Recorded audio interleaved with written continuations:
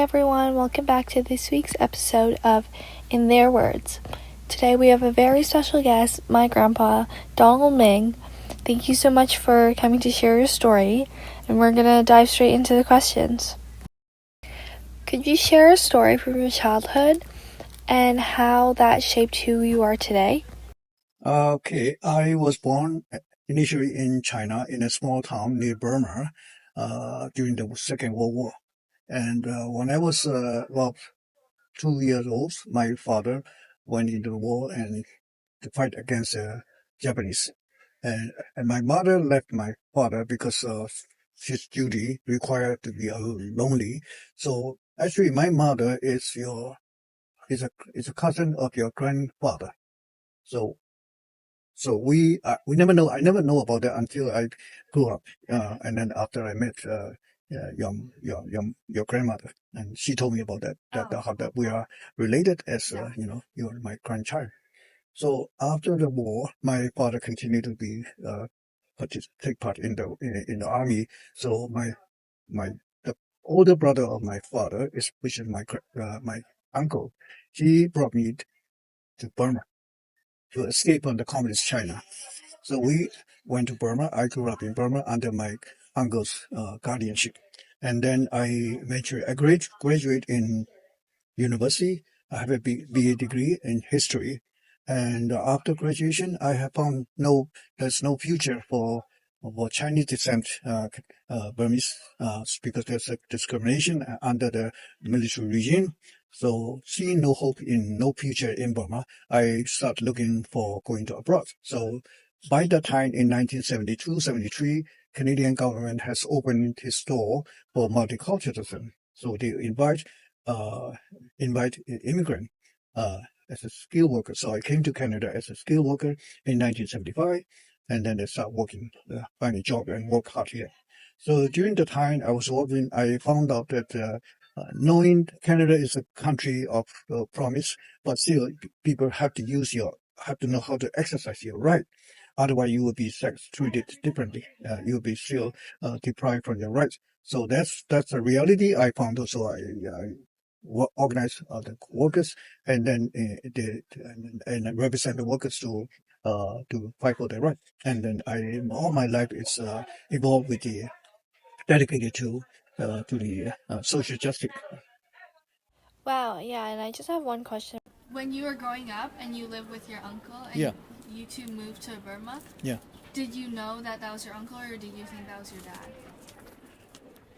I know it is my uncle, but I treat him as my dad because legally that he's my legal like parents. Yeah, correct. So, but I know I have a father that is, but I don't know where he is until later many years ago. Then Like you didn't know why. I don't know why until later I found I received a letter unexpectedly and very miraculously that I received a letter from my mother who sent a letter to Burma looking for her son.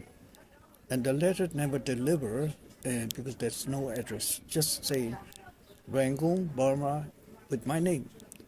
So I'm very thankful to the post master. He was very nice that he tried to locate me by trying several ways to deliver the letter, and finally the letter came to my hand. Then I said I know that my mother is still alive. And could you tell me more about how you discovered the relationship between you, your mom, and your dad? It is a miracle.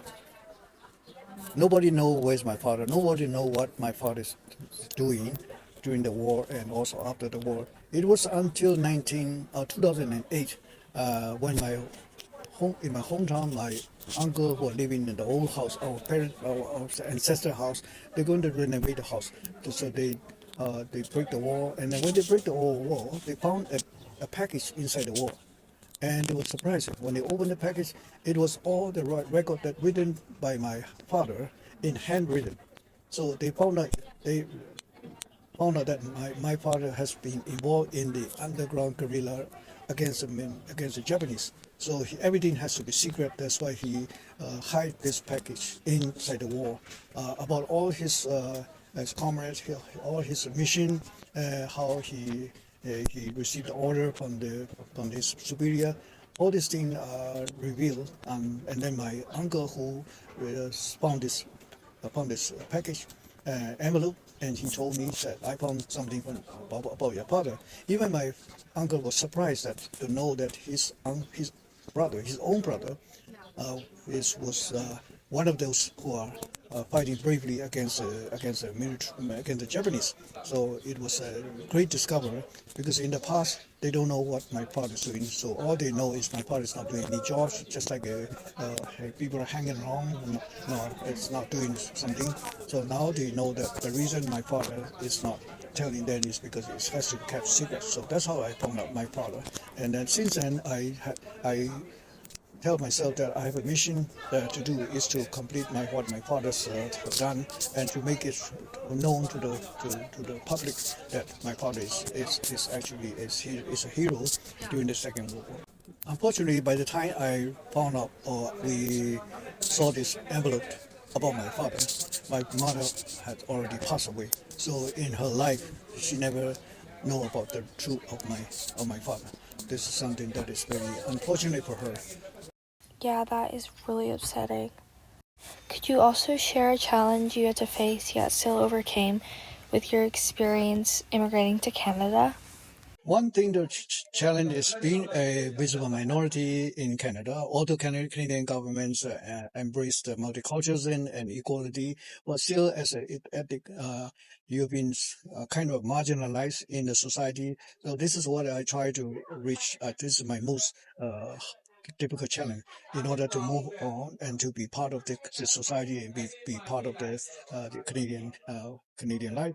So by involve myself. You cannot just stay outside and let them change the world. You have to be part of that. If you want to change, that's one something I learned. The theory. You want to change things, you have to get involved. You have to be part of that changing system. Not to wait until someone did it and you just enjoy. So that's my belief. So I was deeply involved with the labor movement, and I went to study. I want to join with the union trade union. So I was able to get involved with so many area in the trade union. They to earn their respect, earn the workers' respect, earn my colleagues' respect. By earning those respect, I was able to equip myself. So by education, taking the course to deal with what I'm facing, and then I was able to uh, the main thing is to be part of this, be part of the mechanism to change the society. So so this is uh, my achievement in my life that I was able to become a very respected leader in the trade union and also in my Burmese community, because I was also involved with using my liberty, using my knowledge, using my what I learned from my social movement. I was able to educate the newcomer from Burma and to organize them and to help them by helping new people from Burma. I gained my respect from the Burmese community. I became a Burmese community leader. I'm proud of myself. All right, thank you. This has been really inspiring and insightful. I really appreciate you taking your time to share your story with us. And I'm sure this will inspire others who are listening as well.